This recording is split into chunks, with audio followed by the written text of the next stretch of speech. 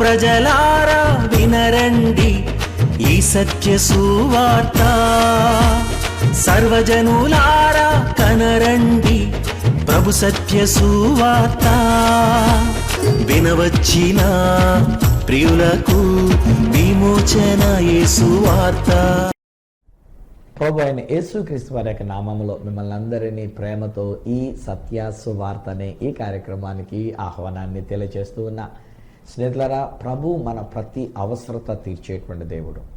మనము సనగనక్కర్లేకుండా, మనం గొనగనక్కర్లేకుండా, దేవునికి వ్యతిరేకముగా మనం మాట్లాడకుండా ఆ దేవునిని సేవిస్తూ ఉన్నప్పుడు దేవుడు మన ప్రతి అవసరత ఆయన తీరుస్తూ ఉన్నాడు. ఈరోజు మేము ఉన్నది మీ కొరకు మేము ప్రార్థన చేయడానికి. ఈరోజు నేను మీతో పంచుకుంటున్నటువంటి ఒక మాటల్లో మొదటిగా ఒక విషయాన్ని నేను మీతో తెలియచెప్పాలని ఆశపడుతూ ఉన్నా. మీకు ఏదైనా ఒకవేళ ప్రార్థన విన్నపం ఉన్నట్లయితే, ఏదైనా మీ గురించి మేము ప్రార్థన చేయాలని కోరుకున్నట్లయితే మా ఫోన్ నెంబర్ ఇస్తున్నాము కదా అని చెప్పేసి వట్టినే ఫోన్లో మాట్లాడే కంటే ఒక 5 నిమిషాలు మీరు సమయం తీసుకొని ఒక చిన్న పోస్ట్ కార్డు మీదనో లేకపోతే ఒక చిన్న ఎన్వలప్ మీదనో తెల్ల కాగితం మీదనో రాసి మీ పేరు, మీ చిరునామాతో పాటుగా మీ యొక్క ప్రార్థన విన్నపాన్ని రాసిచ్చినట్లయితే నేను, నాతో పాటు నా కుటుంబము, మాతో కొంతమంది బిడ్డలు సమర్పించేసుకొని ప్రార్థన చేయడానికి అంకితం చేసుకున్నారు కనుక మేమందరం మీ కొరకు ప్రార్థన చేస్తాం.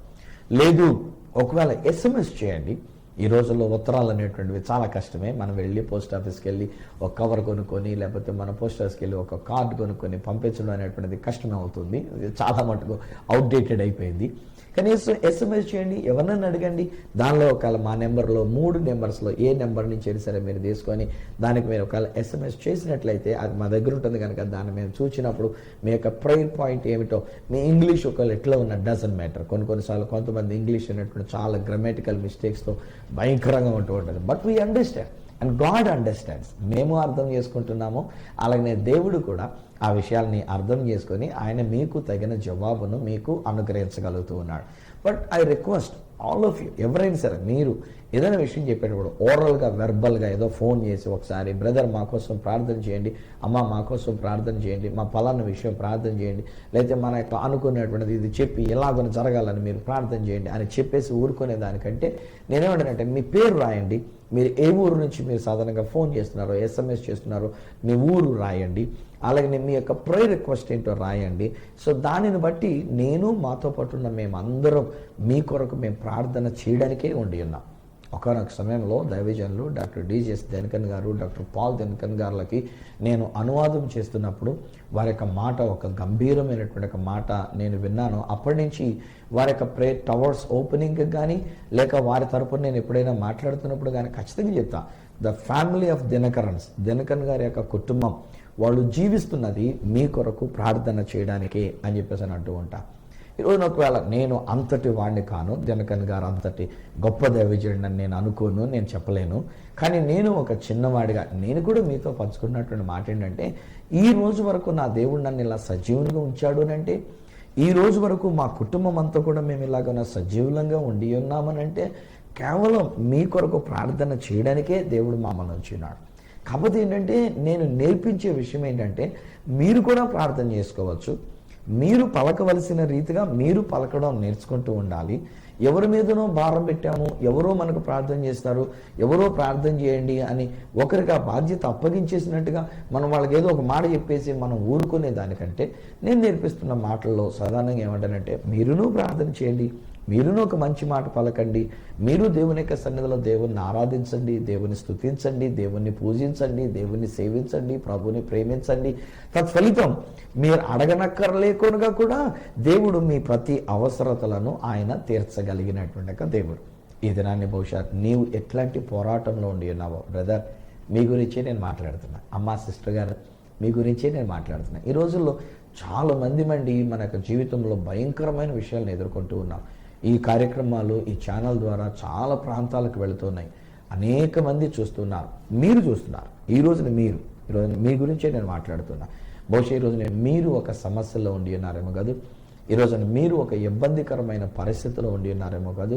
ఈరోజుని బాగా అసూయలు ఎక్కువైపోతున్నాయండి కదా. లోకంలో మనం చూసినట్లయితే బయట వాళ్ళు అసూయ పడుతూ ఉంటారు, మన పొరుగు వాళ్ళు మన మీద అసూయ పడుతూ ఉంటారు. ఇంకా విచారం ఏంటంటే బయట వాళ్ళకంటే అసలు లోపల ఉన్న వాళ్ళ అసూయ కూడా ఎక్కువైపోతూ ఉందండి. మన ఇంట్లో వాళ్ళ యొక్క అసూయలు కూడా ఎక్కువైపోతూ ఉన్నాయండి. రక్త సంబంధులు, కుటుంబీకులైనటువంటి వాళ్ళు కూడా వాళ్ళు అసూయలు పడుతూ మన గురించి అన్పాపులర్ చేయడానికి, మన గురించి చెడ్డ చేయడానికి, మనల్ని అన్యాయం చేయడానికి, మనల్ని పాడు చేయడానికి చాలామంది తయారైపోతున్నారు కాదు. బహుశా ఈరోజు మీరు అలాంటి పోరాటంలో మీరుండి ఉన్నారేమో. ఈరోజు ఏమి చేయాలో దిక్కుతోచని పరిస్థితుల్లో మీరుండి ఉన్నారేమో.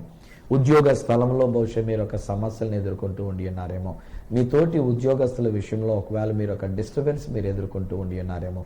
మీ కుటుంబంలోనే మీ బిడ్డల విషయంలో ఒకవేళ ఒక పోరాటం మీరు ఎదుర్కొంటూ ఉండి ఉన్నారేమో. ఇంటిలోనే ఒక పోరాటం జరుగుతుందేమో. చాలామంది మీ భార్య భర్తలుగా కూడా మనం మాటి మాటికి గొడవలాడుకోవటం జరుగుతూ ఉంటుంది కదా.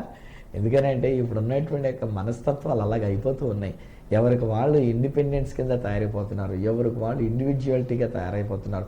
నా సెల్ ఫోన్ నువ్వెందుకు తెరిచావు, నా సెల్ ఫోన్లో నువ్వెందుకు మెసేజ్ చూస్తున్నావు, ఇది మన గొడవలు అయిపోతుంది. నేను అన్నట్టుగా బహుశా ఒక కుటుంబం కేవలం మీ సెల్ ఫోన్ మెసేజ్ల గురించి మీరు గొడవడేసుకుంటున్నారు కదా.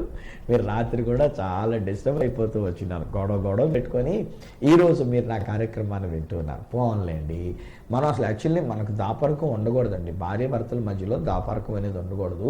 బిడ్డలకి తల్లిదండ్రుల దగ్గర కూడా మధ్యలో దాపరకం ఉండకూడదు. క్రిస్టల్ క్లియర్గా మన సెల్ ఫోన్లు ఓపెన్గానే ఉండాలి. ఒకరోజు నేను ఒక వాట్సాప్ మెసేజ్ ఏదో చూస్తూ వచ్చాను. ఆ సెల్ ఫోన్ లాక్ అయిపోయింది, లాక్ సిస్టమ్ పెట్టుకున్నారు. ఒక యాక్సిడెంట్ జరిగింది. యాక్సిడెంట్ జరిగినప్పుడు ఒక తల్లి పాపం పడిపోయి స్పృహ తప్పినటువంటి రీతిగా ఉండిపోయింది. ఇప్పుడు ఈ అమ్మాయి దగ్గర ఈ తల్లి యొక్క సెల్ ఫోనే ఉండింది, కానీ తల్లి గారి యొక్క సెల్ ఫోను అది లాక్ చేయబడింది. ఆ నెంబరు లేక లాక్ పిన్ అనేటువంటిది తెలియలేదు కుమార్తెకి. సో ఎంత ప్రయత్నం చేద్దాం అనుకున్నా అది ఓపెన్ అవ్వట్లేదు. అమ్మని లేపుదామంటే స్పృహ తప్పి పడిపోయినారు కనుక ఆమె చెప్పడానికి వీలు లేకపోతుంది. చివరికి అలాగ కొంతసేపు దాకా ప్రయత్నం చేసి ఆ సెల్ ఫోన్లో నుంచి కబురు ఎవరికైనా పెడదాము, ఎవరికైనా ఫోన్ చేద్దాం అనేటువంటి విషయంలో ఎవరికి చేద్దామన్నా అది ఓపెన్ కాకపోయేసరికల్లా చివరికి ఆ మనిషి చనిపోవటం అనేటువంటిది కూడా జరిగిందంట. సో ఈరోజు నేను అంటాను, మనం వీలైనంత మటుకు మరీ అంత సీక్రెసీ మెయింటైన్ చేయొద్దులేండి. ఉన్నంతలో భార్యకి తెలిస్తే తెలియనివ్వండి, కల రహస్యాలు అంటూ మనమేం పెట్టుకోవద్దు. భర్తకు తెలిస్తే తెలియనివమ్మా, నీ సంగతి ఆయనకు కాకపోతే ఇంకెవరో తెలియాలి చెప్పండి. మీరు భార్యగా ఉంటున్నప్పుడు మీ భర్తకి మీ మీద హక్కు ఉంది కదా. మీ శరీరం మీద హక్కు ఉన్నప్పుడు మీ సెల్ ఫోన్ మీద హక్కు లేదా? అలాంటప్పుడు ఆయన చూస్తే తప్పేంటి? గొడవలు ఆడేసుకుంటూ ఉన్నాం, దెబ్బలాడేసుకుంటూ ఉన్నాం, కేకలు వేసుకుంటూ ఉన్నాం, ఎవరికి వాళ్ళు ఇండివిజువాలిటీ అనేటువంటి రీతిగా ఉంటూ ఉన్నాం. ఒకరోజు ఇశ్రాయేలీల విషయం కూడా ఇలాగే జరుగుతూ వచ్చింది. నిర్గమకాండం 17వ అధ్యాయంలో కనుక మనం చదువుకున్నట్లయితే ఇశ్రాయేలు ప్రజలైనటువంటి వారు రెఫీదీము అనేటువంటి ఒక ప్రదేశంలో దిగారు. యాక్చువల్లీ నేను ఐగుప్తు దేశంలో నుండి ప్రజలను తీసుకొని వెళ్తున్నప్పుడు ఈ మార్గంలో ఉండనే మేము తీసుకొని వెళ్తూ ఉంటాం. ఐగుప్తులో నుంచి కైరో దగ్గర నుంచి మేము వచ్చుతాము. యాక్చువల్లీ వారు కైరో దగ్గర గెర్షోమ్ అనేటువంటి ఒక ప్రదేశంలో అక్కడి నుంచో వాడు బయలుదేరినటువంటిది. రెడ్ సీ అనేటువంటిది వాళ్ళు దాటి ఉన్నారు. దాటిన తర్వాత వాళ్ళు మారా అనేటువంటి ఒక స్థలం దగ్గరికి వస్తారు. మారా దగ్గర నుంచి ఎలీమ్ అనేటువంటి ఒక స్థలం దగ్గరికి వస్తారు. అక్కడ కొన్ని ఈత చెట్లు, కొన్ని బావులు కలిగినటువంటి స్థలం. ఆ తర్వాత అక్కడి నుంచి వాళ్ళు రెఫీదీముకు వెళ్ళి రెఫీదీములో దిగిరి అనేటువంటిది ఉంటుంది. ఈ రెఫీదీములోనే నేను గతంలో చెప్పినట్లుగా నీళ్లు లేక వారు ఇబ్బంది పడసాగి వారు దేవునికి వ్యతిరేకంగా సనిగారు. కానీ ఆ రెఫీదీములో దేవుడు వారికి కావలసిన మంచినీళ్లు సమృద్ధిగా బండలో నుండి వారికి ఇచ్చినట్లుగా దేవుని యొక్క వాక్యం సెలవిస్తూ ఉంది. రెఫీదీము దగ్గరలో ఉంటుండగానే అమాలేకీయులు అనేటువంటి వాళ్ళు వీరి మీదకి యుద్ధానికి వస్తారు. యుద్ధానికి వచ్చినప్పుడు మోషే గారి దగ్గర సహపరిచర్య చేస్తున్నటువంటి యెహోషువ అనేటువంటి ఆయన యుద్ధానికి పంపిస్తాడు. నాయన నువ్వు కొంతమందిని తీసుకొని వెళ్ళు యుద్ధం చేయని చెప్పేసానంటే వాళ్ళు యుద్ధం చేస్తున్నట్టే అప్పుడు మోషే చేసినటువంటి ఒక పని ఏంటంటే ఈ రెఫీదీములో ఆయన ఒక కొండ మీదకి ఎక్కి ఆయన తన చేతులు చాపి ఆ ఇశ్రాయేలు ప్రజల కొరకు లేకపోతే యుద్ధం చేస్తున్నటువంటి ఒక యెహోషువ కొరకు ప్రార్థన చేస్తూ ఉంటారు. ఈరోజు నా ప్రియ స్నేహితులరా, నేను మాత్రమే కాదండి, ఈరోజు దైవ సేవకులు ఎవరమైనా మేము చేసేటువంటి ఒక పని ఏంటంటే మా చేతులెత్తి మిమ్మల్ని దీవిస్తూ ఉంటాం, మా చేతులెత్తి మిమ్మల్ని ఆశీర్వదిస్తూ ఉంటాం, మీ కొరకు మేము ప్రార్థన చేస్తూ ఉంటాం. దైవ సేవకులమైనటువంటి మేము మా చేతులెత్తి మీ కొరకు ప్రార్థన చేయడానికే ఉండి ఉన్నాం. Are you in a battle? నీవు ఒక పోరాటంలో ఉండి ఉన్నావా? ఇశ్రాయేలీలు అమాలేకీయులతో పోరాడుతూ ఉన్నారు. యెహోషువ కత్తితోటి అక్కడ యుద్ధం చేస్తున్నాడు. మోషే అహరోను హూరు అనేటువంటి ఇద్దరిని తీసుకొని కొండ శిఖరం మీదకి వెళ్ళి ఉన్నాడు. అక్కడి నుంచి ఆయన చేస్తున్న పని ఏంటంటే తన చేతులెత్తి వారిని దీవిస్తున్నాడు. హై ఫ్రెండ్స్, ఈరోజు అందుకే నేను చెప్తూ ఉన్నా, నా మటుకు నేను, నా కుటుంబం, మేమందరం కూడా ఉన్నది ఎందుకొరకనంటే మీ కొరకు దేవుని దగ్గర మా చేతులెత్తి మేము ప్రార్థన చేయడానికి. దేవా ఈ కుటుంబాన్ని కనికరించండి ఆయన. దేవా ఈ కుటుంబం యొక్క సమస్యలను తీర్చండి ఆయన. ఏ కుటుంబంనైనా పలానా పోరాటంలో ఉండి ఉన్నారు, పలానా యుద్ధములో ఉండి ఉన్నారు, నలిగిపోతూ ఉండి ఉన్నారు. ప్లీజ్ డాడీ వీరి కొరకు నీవే సహాయం చేయాలి ప్రభు అని మా చేతులెత్తి మీ కొరకు ప్రార్థన చేయడానికి. ప్రతి దైవజనుడు ఎవరైనా సరేనండి, ఇప్పుడు మన ఛానల్లో మాట్లాడుతున్నటువంటి దైవజనులు కానివ్వండి, లేకపోతే ఒకవేళ మీరు ఏదైనా ఒక చర్చికి మీ దగ్గరలో ఉన్నటువంటి ఒక చర్చికి వెళుతూ ఉన్నట్లయితే ఆ చర్చిలో ఉన్నటువంటి ఒక దైవజనులే కానివ్వండి, ఎవరైనా కానివ్వండి, ఇప్పుడు మేము చేసేటువంటి ఒక పని ఏంటంటే మీ కొరకు మేము ప్రార్థన చేయడం, అనగా చేతులెత్తి దేవుని దగ్గర మొరపెట్టడం. ఈవెన్ యేసుక్రీస్తు ప్రభు వారు ఏం చేశారు? ఆయన చేతులెత్తినప్పుడల్లా ప్రజలను దీవిస్తూ వచ్చినారు కదండి. ఒకసారి చిన్న పిల్లల్ని యేసు ప్రభు దగ్గర తీసుకొని వచ్చినారు. మొట్టమొదటిగా కొంతమంది శిష్యులు అనేటువంటి వాళ్ళు వారు నాటానికి వచ్చారు. బిజీగా ఉన్నటువంటి ఆయన ఏమనుకున్నారు, మీరు మీ పిల్లల్ని తీసుకొచ్చి అక్కడ పెట్టడానికి, అంటే మీ పిల్లలకి ఆయన ప్రాణం చేసేసి దీవించేస్తాను అనుకున్నారా అని చెప్పేసి కోపడుతూ వచ్చినారు.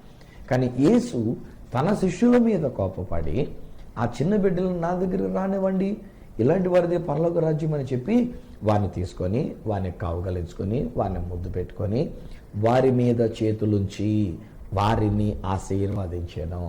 ఈరోజు నా ప్రియ స్నేహితులారా, దేవుని యొక్క సేవకునిగా, ఒక అభిషక్తునిగా నేను చేయగలిగినటువంటిది కేవలం అది మాత్రమే. మా చేతులెత్తి మీ కొరకు మేము ప్రార్థన చేస్తున్నాం. దేవా ఈ కుటుంబాన్ని కనికరించండి అయినా. దేవా ఈ కుటుంబం యొక్క పోరాటాన్ని మీరు తీసివేయండి. మీరు మా పక్షంగా యుద్ధం చేసేటువంటి దేవుడు, మీరు మా తరపున ఆల్రెడీ యుద్ధం చేసేసారనైనా, మీరు విజయాన్ని ఇచ్చేసారనైనా. ఈ బిడ్డలు తట్టుకోలేక నలిగిపోతూ ఉన్నారు, వీరి కష్టాన్ని తట్టుకోలేక నలిగిపోతూ ఉన్నారు, వీరు కన్నీటితో ఉండి ఉన్నారు. ప్లీజ్ డాడీ వీరి కొరకు నేను ప్రార్థన చేస్తున్నాను, డిక్లేర్ చేస్తున్నా, వీరికి విజయము కలిగి ఉన్నది, వీరికి స్వస్థత కలిగి ఉన్నది, వీరికి యొక్క పోరాటంలో విజయము కలిగి ఉన్నది అని మా చేతులెత్తి ఆనాడు ప్రభువారు దీవించినట్టుగా మేము కూడా ఆ ప్రభు యొక్క దీవెనలు మీ మీద మేము ప్రకటన చేస్తున్నాం. అది కాదు, బైబిల్ గ్రంథంలో రాయబడిన మరొక మాట కూడా ఏముంటుందంటే లోకాసు వార్త చివరి అధ్యాయంలో ప్రభు అయిన యేసుక్రీస్తు వారు బేతనియా అనేటువంటి ఒక గ్రామం వరకు తన శిష్యులైనటువంటి వారిని తీసుకొని వెళ్ళి ఉన్నారు. ఆయన ఒలివల కొండ మీదకి వెళ్ళిన తర్వాత అక్కడ ఆయన చేసిన పని ఏంటంటే తన చేతులెత్తి శిష్యులను ఆశీర్వదించుచూ ఉండగా ఆయన వారి మధ్యలో నుంచి అలాగ పైకి వెళ్ళిపోయి ఆయన ఆరోహణమై ఉన్నాడు.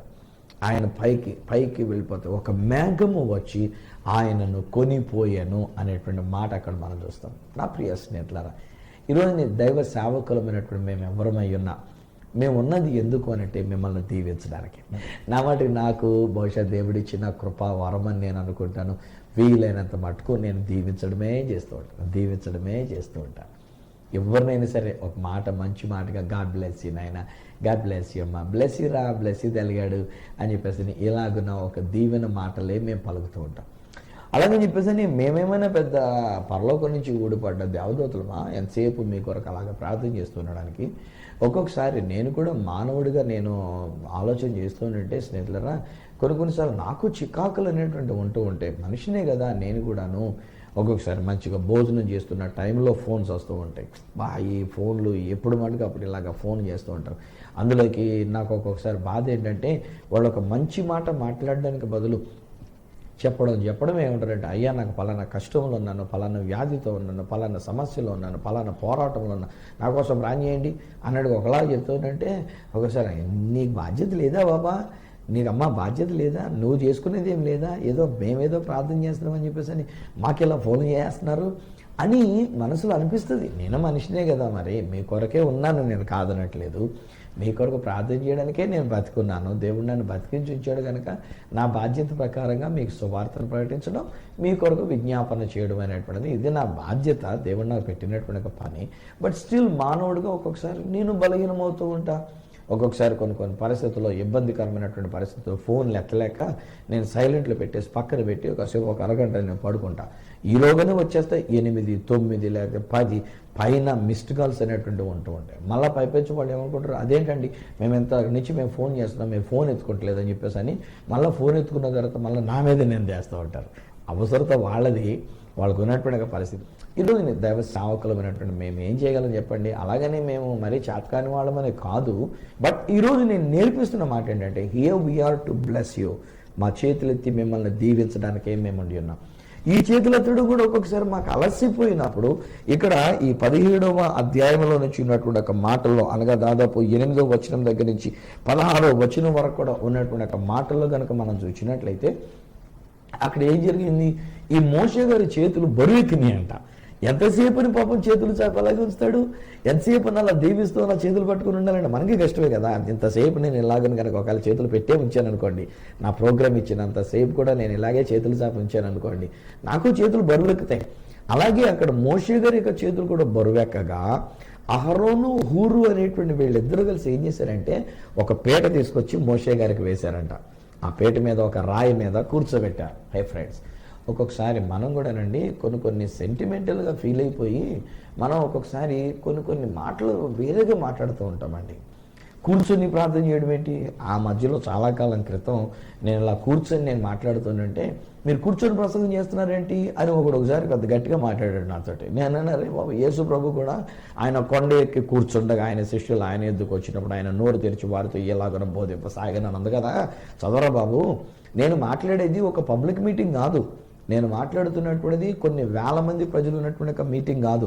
నేను మాట్లాడుతున్నది మీ ఇంట్లో మీతో మాట్లాడుతున్నాను. మీ ఇంటికి వచ్చినప్పుడు కుర్చీ చేయకుండా నన్ను మాట్లాడడం చేస్తావా నువ్వు అని చెప్పేసి నేను ఇలాగే మాట్లాడా. ఆ జబ్బరాన్ని మళ్ళీ నోరు మూసుకున్నాడు ఆయన అవతల పక్క నుంచి. సో ఈ రోజుని ఒక్కొక్కసారి మన ఫీలింగ్స్ మనం ఏంటంటే ప్రార్థన అనేసరికి మనం ఏంటంటే అందరూ తలలు వచ్చి కళ్ళు మూసుకోండి మీరే తల వచ్చండి కళ్ళు మూసుకోండి అని చెప్పేసి తిట్టేస్తూ ఉంటాం. ఒకవేళ కొన్నిసార్లు మనం ప్రార్థన చేయాలంటే కనుక అందరూ మోకరించండి, మోకాళ్ళ మీద ఉండండి అని చెప్పేది అని అంటున్నాడు. పాపం ఈ మధ్యలో ఉన్నటువంటి షుగర్ బలహీనతలు బట్టి, ఈ మధ్యలో ఉన్నటువంటి మోకాళ్ళ నొప్పులు బట్టి కొంతమంది ఒకవేళ మోకరించాలంటే కష్టమైనప్పుడు డజంట్ మ్యాటర్ అండి, కూర్చుని విధానంగా కూడా మనం ప్రార్థన చేసుకుందాం రండి. ఒక స్టూల్ మీద ఒక కుర్చీ మీద ఒకవేళ కూర్చునండి, ప్రార్థన చేసుకుందాము, ఆ ప్రభుత్వం మాట్లాడదాం. ప్రార్థన అంటే అడుక్కోవడం కాదు, ప్రార్థన అంటే మోకాళ్ళ మీద ఉండి దేవుడా సహాయం చేయ దేవుడా అని అడుక్కునేది కాదు. ప్రార్థన అంటే నా దేవునితో మాట్లాడడం. అఫ్కోర్స్ ఒకవేళ నా దేవుడు ఆయన గనుడైనటువంటి ఒక దేవుడు కనుక నిలబడి మాట్లాడచ్చు, మంచిది. మోకాళ్ళ మీద ఉండి మాట్లాడచ్చు, అదేనో మంచిదే. ఒకవేళ పరిస్థితిని బట్టి నువ్వు ఒక కుర్చీలో కూర్చొని నువ్వు మాట్లాడాలనుకుంటే కూడా నువ్వు మాట్లాడుకోవచ్చు. నేను తండ్రితో మాట్లాడుకునేటప్పుడు ఆయన ఏం పెద్ద ఇబ్బంది పడి నేను తండ్రిని, నువ్వు నా కొడుకు అయ్యండి, నువ్వు నా కూతురు అయ్యండి, కూర్చొని మాట్లాడతావు. ధైర్యం నీకు, ఎంత ధైర్యం నీకు, అసలు సిగ్గు లేదు నీకు, బుద్ధి లేదు నీకు, నిలబడు, మోకరించి తల వంచుకొని కళ్ళు మూసుకొని అప్పుడు నన్ను అడుక్కో అని చెప్పేసి ఆయన అన్నాడు నా దేవుడు. మనల్ని ఆయన ప్రేమిస్తున్నటువంటి ఒక దేవుడు ఆయన. ఒకవేళ ఒక వ్యక్తిని ఈరోజు నేను చూస్తున్నా, మీరు ఒకవేళ మంచం మీద ఉండి ఉన్నారు, మీరు ఆ మంచం మీదనే కూర్చొని నా మాటలు పెట్టున్నారు కదా, డోంట్ వరీ లెగద్దు దిగిపోద్దు, మంచం మీద దిగిపోద్దు, డోంట్ వరీ మా దేవుడు అర్థం చేసుకోగలడు. ఉండండి, పర్లేదు, అలాగే రిలాక్స్గా ఉండండి, నో వరీస్ ఎట్ ఆల్. ఆ మంచం మీదనే కూర్చున్నారు. కానీ బహుశా ఒక వ్యక్తి మంచం మీద కూర్చున్నాడు కాదు, బహుశా మీరు పండుకొని ఉండి మీరు చూస్తున్నారు, బద్ధకం ఉంది ఓ ప్రక్కని, బహుశా లేవలేకుండా అన్నట్టుగా మీరు ఉండి ఉన్నారు. కానీ ఉదయాన్నే ఈ నా కార్యక్రమాన్ని, ఈ సత్య సువార్తని కార్యక్రమాన్ని మీరు వీక్షిస్తున్నారు. డజంట్ మ్యాటర్ అండి, మై గాడ్ అండర్స్టాండ్స్, నా దేవుడు అర్థం చేసుకోగలడు. ఇక్కడ ఈ అహరోను హూరు అయినటువంటి వాళ్ళు చేసినటువంటి ఒక పని ఏంటంటే, మోషే గారికి ఒక రాయి తీసుకొచ్చి వేశారు. ఆ రాయి మీద మోషే గారిని కూర్చోబెట్టారు. ఈసారి ఇప్పుడు మోషే గారి చేతులు ఎత్తి ఇలా వచ్చినటువంటిది కాదు, ఇప్పుడు అహరోను హూరు అనేటువంటి వీళ్ళిద్దరు ఏం చేశారంటే, ఒక చెయ్యి అహరోను గారు భుజమే పెట్టుకున్నాడు, ఇంకో చెయ్యి హూరు గారు భుజమే పెట్టుకున్నాడు. ఈ భుజాల మీద పెట్టుకుని నువ్వు చేతులు చాపినాయినా అని చెప్పేసాను అన్నాడు. దైవజనుడు ఎప్పుడైతే అలా చేతులు చాపినట్టుగా ఉంచినారో, రాత్రి వరకు సాయంకాలం వరకు అలా మోషే గారు చేతులు చాపి ఉంటుండగా క్రింద కొండ దిగువన యెహోషువ అమాలేకీయులతో యుద్ధము చేస్తూ ఉన్నప్పుడు సూపర్ విజయం అంటే ఆయన సూపర్ విజయం. ఈరోజు నా ప్రియ స్నేహితులారా, అఫ్కోర్స్ నేను కూడా 58 సంవత్సరాల వయసులోకి వచ్చిన, ఒక్కొక్కసారి నా చేతులు అలాగే చాపి ఉండాలంటే కష్టం. ఒక్కొక్కసారి నేను కొన్ని మీటింగ్స్కి వెళ్ళినప్పుడు సాధారణంగా నేను వ్యక్తిగతంగా ప్రార్థన చేయడానికి ఇష్టపడిన, ఎందుకనంటే వాళ్ళు నా మీద మనసు పెట్టుకుంటారు. సువార్తరాజు గారు చేతులు వేశారు, నేను బాగుపడ్డాను అని చెప్తారు బయటికి వెళ్ళి. అలాంటిది జరగకూడదని నేను సాధారణంగా అవకాశం ఇవ్వను. అలాంటిది ఒక్కొక్కసారి చివరి రోజున దేవుని మాటకు లోబడినట్లుగా చాలా క్లియర్గా వారికి వివరించి, దేవుని మాట చొప్పున నేను చేతులుంచుతున్నాను తప్ప వేరొకటి కాదు అనేటువంటి రీతిగా వారికి తెలియజెప్తూ నేను వారి మీద చేతులుంచి నేను అలాగున్న ప్రార్థన చేస్తూ ఉన్నప్పుడు ఎంతమంది లైనండి వాళ్ళు వరుసగా వస్తుంటే ఒక్కొక్కసారి చేయి లాగుతూ ఉంటుంది. ఇలా పెట్టుకొని వాళ్ళ మీద చేతులుంచి ఒక్కొక్కసారి 2 చేతులు పెట్టి నేను వాళ్ళని దీవిస్తూ ఉంటాను. ఒక్కొక్కరి మీద చిన్న దీవెని పెట్టారు, పంపించారు, చిన్న దీవెని పెట్టారు, వాళ్ళు చిన్న దీవెని మాట పలికి వాళ్ళు పంపించేస్తున్నాడు. చేతులు లాగుతాయండి. నేను నిలబడలేక అందుకని ఏం చేస్తానంటే స్టేజ్ మీద కూర్చుండిపోయి నిలబడి ఉండి వంగి చేయాలంటే వెనకాల నడున్న పడుతుంది నిలబడాలంటే కాళ్ళు పీకుతూ ఉంటాయి. అందుకని స్టేజ్ మీద కూర్చుండిపోయి అప్పుడు ఒక్కొక్కరి మీద చేతుల నుంచి వాళ్ళ కొరకు ప్రార్థిస్తూ ఉంటాను. ఈరోజు నేను దేవుడు అంటున్నాడు కదా, ఒకవేళ ఎలాగో మనకి ఏదైనా చేతులు లాగుతూ ఉందంటే ఆయన అంటే కదా అహరోను హూరు అనేటువంటి వాళ్ళని దేవుడు సహకారులుగా ఇచ్చినాడు. ఈరోజు నేను చెప్పగలనండి, దేవుడు నాకు అప్పగించినటువంటి సంఘములు అనగా సామర్లకోట ఆంధ్ర బాప్టిస్ట్ చర్చిలో ప్లస్ సామర్లకోటలో ఉన్నటువంటి క్రైస్తవుల్లో కూడా కొంతమంది బిడ్డలు మాకు మంచి సహకారులను దేవుడు మాకు ఇచ్చినాడు. వారు మాతో కలిసి మా చేతులు పట్టుకుంటూ ఉన్నారు, వారు మా చేతులు పైకెత్తుతూ ఉన్నారు, వారు భుజాలు కాస్తూ ఉన్నారు, మాతో కలిసి ప్రార్థన చేయడానికి వాళ్ళు సంసిద్ధంగా ఉండి ఉన్నారు. ప్రతి ప్రార్థన విన్నపం మా దగ్గరకు వచ్చే ప్రతి ప్రేయర్ రిక్వెస్ట్ వాళ్ళు మాతో ఏకీభవించి వాళ్ళు పలుకుతున్నారు. యేసు నామములో వీరి యొక్క పోరాటంలో వీరికి విజయము కలుగును గాక, యేసు నామంలో వీరి అక్కరలో తీర్చబడును గాక, యేసు నామంలో వారి యొక్క దాహం తీర్చబడును గాక, యేసు నామములో వారి యొక్క ఆకలి తీర్చబడును గాక, వీరికి మన్నా అనుగ్రహించబడును గాక, వీరికి జీవ జలము అనుగ్రహించబడును గాక, ప్రతి శోధనలో వీరికి విజయము కలుగును గాక. సో ఎలాగున కొంతమంది బిడ్డలు ఉదయం మొదలుకొని సాయంత్రం వరకు దేవుడు మాకు ఇచ్చిన గృహము, అదే సమయంలో అది ఒక ప్రార్థన కేంద్రంగా దేవుడు మాకు ఇచ్చినాడు కనుక ప్రవచన ప్రార్థన కేంద్రం, జీవనది ప్రవచన ప్రార్థన కేంద్రం అని పిలుచుకొని ఆ గృహంలో ఉండి బిడ్డలు అలా ప్రార్థన చేస్తూనే ఉన్నారు. ఇన్ అదర్ వర్డ్స్ వాళ్ళు మాకు ఏం చేస్తారంటే నా చేతులను వాళ్ళు ఎత్తిపడుతూ ఉన్నారన్నమాట. నా చేతులు ఇలా చాపడానికి ఎత్తిపడుతున్నారు. హే ఫ్రెండ్స్, ఈరోజు నేను చెప్తున్నా, ఆనాడు మోషే గారి ద్వారా దేవుడు అద్భుతమైన విజయాన్ని కలిగించిన ప్రకారంగా ఈరోజు దేవుడు తన సేవకుడైనటువంటి నా ప్రార్థన ఆలకించి మీ జీవితాల్లో విజయాన్ని ఆయన అనుగ్రహిస్తున్నాడు. మీకు కావలసిన అద్భుతాలని ఆయన జరిగిస్తున్నాడు. ఆ దేవాతి దేవుడు మీ ప్రతి అక్కర ఆయన తీరుస్తున్నాడు. నేను నమ్ముతున్నా. నేను అదే మాట నేను పలుకుతూ ఉన్నా. ఈరోజు నాకు అనుమానం లేదు, ఈరోజు నాకు సందేహం లేదు. నేను పలుకుతున్న ప్రతి మాట నా దేవుడు నెరవేర్చినాడు. నేను చేసిన ప్రతి ప్రార్థనకి నా దేవుడు నాకు జవాబు ఇచ్చినాడు.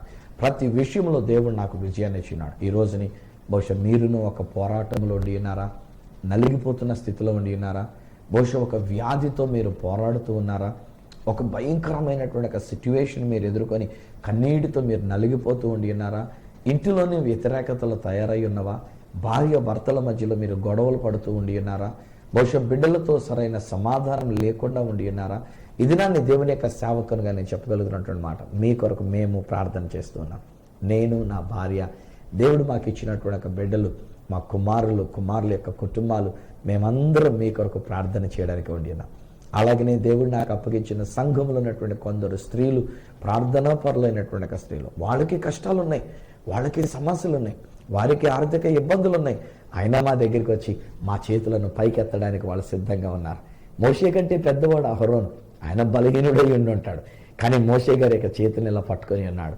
అలాగే మా దగ్గరికి వచ్చినటువంటి వాళ్ళు కూడా బాగా ఉన్నవాళ్ళేమి కాదు, లేకపోతే బాగా గనులైనటువంటి వారేమి కాదు, ఒక సామాన్యమైనటువంటి ఒక స్త్రీలు, దేవుడు నాకు అప్పగించిన సంఘంలో ఉన్నటువంటి బిడ్డలు, అలానే వేరే సంఘాల నుంచి కూడా వచ్చేటువంటి ఒక బిడ్డలు మమ్మల్ని ప్రేమించి మాకు వచ్చి ఈ ప్రార్థన విన్నపాల్లో మాకు సహాయం చేయడానికి అన్నట్టుగా మా చేతులను ఇలా చాపడానికి, మిమ్మల్ని దీవించడానికి, మిమ్మల్ని ఆశీర్వదించడానికి, ఆ దేవుని యొద్ద నుండి ఒక అద్భుతమైనటువంటి కార్యాలు మీకు కనపరచడానికి, ఆ దేవుడు మీ కొరకు అద్భుతమైన కార్యాలు చేయాలని మాతో ఏకీభవించడానికి అన్నట్టుగా వచ్చి మాకు సహకరించేటువంటి బిడ్డలు. తత్ఫలితం మీకు విజయం కలిగి ఉన్నది, మీకు స్వస్థత కలిగి ఉన్నది, మీకు అద్భుతములు జరిగి ఉన్నది.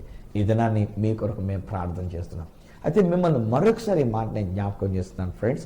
ఒకవేళ మీకు ఏదైనా ప్రార్థన విన్నపం ఉండి ఉంటే, ఏదైనా సమస్య ఉండి ఉంటే, ఇంకా ఒకవేళ దేవుడు మీ కొరకు ఏదైనా కార్యం చేయాలని, మేము మీ కొరకు ప్రార్థన చేయాలని కోరుతూ ఉన్నట్లయితే, నేను, నా కుటుంబం, మాతో ఉండేటువంటి ప్రార్థన యోధులు మీ కొరకు ప్రార్థన చేయడానికి ఒక ఉత్తరం ద్వారా మీరు మాకు తెలియజేయాలి. లేదంటే SMS ద్వారా, అనగా ఫోన్లోని మీరు ఒక మెసేజ్ పంపించడం ద్వారా, వాట్సాప్ అనేటువంటిది ఉంది కనుక వాట్సాప్ ద్వారా ఒక మెసేజ్గా కానీ ఇలాంటివి మీరు లేదంటే వాయిస్ రికార్డ్ ఉంటుంది, దానిలో ఆ వాయిస్ రికార్డ్ సంబంధించినటువంటిది నొక్కిపెట్టి దానిలో మీరు మాట్లాడి మీరు పంపించినట్లయితే దాని ప్రకారంగా మేము మీ కొరకు మా చేతులు చాపి మేము విజ్ఞాపన చేస్తున్నాం. దేవుడు మీ కొరకు అద్భుతమైన కార్యాలను జరిగిస్తున్నాడు. ప్రార్థన చేసుకుందామా? పరిశుద్ధుడైన మా ప్రభువా, మా తండ్రి, మీకు వందనాలు, మీకు స్తోత్రాలు మేము చెల్లించుకుంటున్నాం. ఎంత మంచి దేవుడునైనా, ఎంత గొప్ప దేవుడునైనా, అద్భుతములను చేసే దేవుడునైనా కనుక నీకు వందనాలు, మీకు స్తోత్రాలు మేము అర్పించుకుంటున్నాం. ఈ బిడ్డలను నీ చేతిలో పెడుతున్నాను నాయనా. మానవ మాతృలుగా ఉన్నాం కనుక మా జీవితాల్లో పోరాటాలు అనేటువంటివి జరుగుతూనే ఉంటాయి, వ్యతిరేకతలు ఎదురవుతూనే ఉంటాయి. ఉద్యోగ స్థలంలో కానీ, ఇంటిలో కానీ, ఇరుగు పొరుగు వారితో కానీ, సంఘములో కానీ, లేక మా ఇంట్లోనే మా వ్యక్తిగతమైనటువంటి ఒక విషయంలోనే కానీ అనేకమైన పోరాటాలు మాకు ఎదురవుతున్నాయి. ఆనాడు ఇశ్రాయేలీలైనటువంటి వారు రెఫీదీములో దిగినప్పుడు అమాలేకీయులైనటువంటి వారు వారితో యుద్ధం చేయడానికి వచ్చినట్లుగానే ఈ దినాన్ని మా మీదకి వస్తున్నటువంటి వారు అనేక మంది వాళ్ళు సొంత వాళ్ళు అయి ఉండొచ్చు, ఇతరులు అయి ఉండొచ్చు, ఉద్యోగ స్థలం అయి ఉండొచ్చు, లేక మరొక చోట అయినటువంటి వారే ఉండి ఉండవచ్చు. చివరికి ఈవెన్ మా సంఘములో నేను సేవ చేస్తున్న మా యొక్క సంఘాలలో ఉన్నటువంటి వారి వలన ఒకవేళ ఏ సమస్యలు ఈ బిడ్డలు ఎదుర్కొంటూ ఉండి ఉన్నారో ప్రభువా, కానీ దినాన్ని నీ సేవకుడైన నేను వీరి కొరకు చేతులు చాపి నేను ప్రార్థన చేస్తున్నా. అలనాడు మోషే గారు చేతులు చాపినప్పుడు నాయన ఇశ్రాయేలీయులైనటువంటి వారికి విజయాన్ని ఇచ్చినట్లుగానే ఈ దినాన్ని నాయన నీ సేవకుడైన నేను చేతులు చాపి ఈ బిడ్డల కొరకు ప్రార్థిస్తున్నప్పుడు నాయన ఒకవేళ మానవ మాతృడు కనుక ఎప్పుడైనా నా చేతులు బరువెక్కి నేను బలహీనమై ఉండి చేతులు చాపలేని స్థితిలో ఉంటే, ప్రార్థన చేయలేని స్థితిలో ఉంటే, నేను కూడా ఏదైనా నలిగిపోతున్న స్థితిలో ఉంటే, నేను కూడా ఒక కష్టంలో ఉండి ఇతరుల కొరకు ప్రార్థన చేయలేనటువంటి ఒక పరిస్థితి నాకు ఎదురవుతుందంటే మా ప్రభువా నీవు నాకు అనుగ్రహించిన సహకారాలను బట్టి నీకు వందనాలు చెల్లిస్తున్నాను. ఆ దినాల్లో మోషేకి అహరోను, హూరు అనబడినటువంటి వారిని ఇచ్చి వారు ఒక రాయి వేసి మోషే గారిని కూర్చుండబెట్టి నాయన వారి చేతులు వీరు పట్టుకొని అక్కడ నిలబడిన ప్రకారంగా వారి చేతులు ఎత్తి మోషే గారి యొక్క చేతులు ఎత్తి వారు భుజాల మీద పెట్టుకొని నిలబడిన ప్రకారంగా వారి యొక్క మోషే గారి యొక్క చేతులు ఎత్తబడటం వలన ఇశ్రాయేలీయులైనటువంటి వారికి విజయము కలిగినట్లుగా ఏదైనా నాతో సహకరిస్తున్న బిడ్డల కొరకు నీకు వందనాలు, ప్రార్థన యోధుల కొరకు నీకు వందనాలు, కుటుంబము కొరకు నీకు వందనాలు నాయన, కుమారులు ఇరువురిని నువ్వు నిలబెట్టుకొని వాడుకున్నందుకు నీకు వందనాలు నాయన, నా యొక్క భార్యను కూడా నువ్వు నిలబెట్టుకుని వాడుకున్నందుకు నీకు వందనాలు నాయన. కుటుంబముగా మేము అందరము కలిసి నాయన వీరి కొరకు విజ్ఞాపన చేయడానికి మీరు ఇచ్చిన భాగ్యము కొరకు నీకు వందనాలు నాయన. మేము చేస్తున్న ప్రతి ప్రార్థన మీరు ఆలకించినారు. నీ వాక్యంలో సెలవిచ్చినట్లుగా ఇద్దరు ఏకీభవించి ఏదైతే పలుకుతామో అది పరలోకమందు నువ్వు జరిగిస్తూ ఉన్నావు. ఏది బంధిస్తామో అది బంధించబడుతున్నది, ఏది విడుదల చేస్తున్నామో అది విడుదల చేయబడుతున్నది నాయన. నేను నా కుటుంబం అలానే మీరు నాకు ఇచ్చినటువంటి అప్పగించినటువంటి సంఘములు ఉన్నటువంటి బిడ్డలు, అలానే మా యొక్క సామర్లకోటలో ఉన్నటువంటి క్రైస్తవ సమాజంలోంచి కొంతమంది బిడ్డలైనా నన్ను మా కుటుంబాన్ని ప్రేమించి మేము చేస్తున్న సేవా పరిచయలను ప్రేమించి మాతో సహకారంగా ఉండడానికి మా చేతులను పైకెత్తి మాకు సాగం చేయడానికి నాన్న వారిని ఇచ్చినావు కనుక నీకు వందనాలు. వారి సహాయంతో నాన్న ప్రార్థన యోధుల సహాయంతో మా చేతులు చాపినప్పుడు ఈ కుటుంబంలో నువ్వు అద్భుతాన్ని చేసినావు, ఈ కుటుంబంలో నువ్వు స్వస్థత ఇచ్చినావు, ఈ కుటుంబంలో వారికి విజయాన్ని ఇచ్చినావు, ఈ కుటుంబంలో వారికి జీవ జలమని ఇచ్చినావు, ఈ కుటుంబంలో వారికి కావలసిన మన్నాను మీరు ఇచ్చినావు, ఈ కుటుంబంలో నువ్వు అద్భుతంలో చేసినావు గనక నీ స్తోత్రాలు. యేసు నామములో ఈ కుటుంబంలో నీ శాంతి సమాధానం నేను ప్రకటిస్తున్నా, నెమ్మది నేను ప్రకటిస్తున్నా, ప్రతి పోరాటంలో వీరికి విజయాన్ని నేను ప్రకటిస్తున్నా. ఇచ్చినందుకు నీకు స్తోత్రాలు చెల్లించుకోవద్దు. యేసు శక్తిగల నామమున ప్రార్థించి పొంది ఉన్నాము తండ్రి, ఆమేన్ ఆమేన్. తండ్రి కుమార పరిశుద్ధ ఆత్మలను దేవదేవుని దీవెన ఆశీర్వాదం విజయం ఆయన బిడ్డలమైనటువంటి మనకు మన కుటుంబములకు నిత్యము తోడయండి సహాయం చేసి నడిపించును గాక. ఆమేన్ ఆమేన్. వెల్ స్నేహితులారా, దేవుడు మీకు విజయాన్ని ఇచ్చినాడు. మేము చేతులు చాపి మీ కొరకు మేము ప్రార్థన చేస్తున్నాం. ఒకవేళ అప్పటికీ మీకు ఇంకేదైనా సమస్య ఉండి ఏదైనా కష్టం ఉంటే కనుక ఉత్తరం ద్వారా తెలియజేయండి. తప్పకుండా మేము మీ కొరకు మేము ప్రార్థన చేసి విజయాన్ని పలుకుతూ ఉంటాం. ఒక SMS ద్వారా కూడా మీరు తెలియజేయచ్చు, లేదంటే ఈమెయిల్ ద్వారా కూడా మీరు నాకు తెలియజేయచ్చు. నా అడ్రస్ ఈ సత్య సువార్త, సామర్లకోట 533440, తూర్పుగోదావరి జిల్లా, ఆంధ్రప్రదేశ్. అడ్రస్ మరొకసారి చెప్తూ ఉన్నా, ఈ సత్య సువార్త, సామర్లకోట్ 533440, ఈస్ట్ గోదావరి డిస్ట్రిక్ట్, ఆంధ్రప్రదేశ్. అప్పటికి ఒకవేళ నాతో మీరు ఫోన్లో మాట్లాడాలని కోరుకున్నట్లయితే నా ఫోన్ నెంబర్స్ 9848110907, 9440040992, 888855276662. ఒకవేళ నాకు ఈమెయిల్ చేయాలనుకున్నట్లయితే నా ఈమెయిల్ ఐడి isathyasuvartha@gmail.com. మళ్ళీ రేపటి దినాన్ని ఈ సత్య సువార్త కార్యక్రమంలో మిమ్మల్ని కలుసుకునేటంత వరకు మిమ్మల్ని అందరినీ మన ప్రభువును రక్షకుడైన యేసు క్రీస్తు వారి యొక్క చేతులకు మిమ్మల్ని అప్పగిస్తూ మీ దగ్గర సెలవు తీసుకుంటున్న మీ ప్రియ సహోదరుడు ఈ సత్య సువార్త రాజు.